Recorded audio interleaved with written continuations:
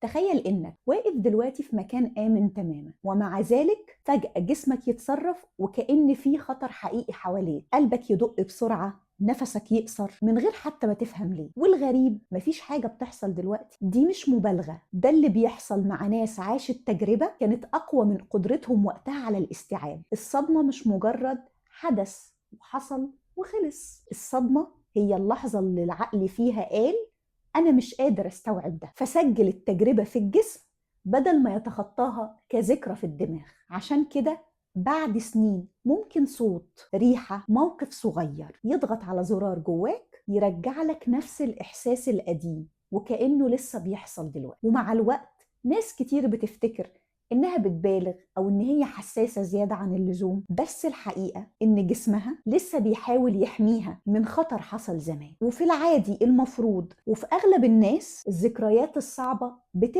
بتتحول لقصة كان زمان وعدى، لكن في الناس اللي بتتصاب بالصدمات القصة ما بتتقفلش بسهولة، لأن هي ما تخزنتش كذكرى، لكن هي اتخزنت كإحساس لسه عايش جوه. والشفا هنا مش إنك تمسح الماضي، لكن إن جسمك يفهم إن أخيراً الخطر خلص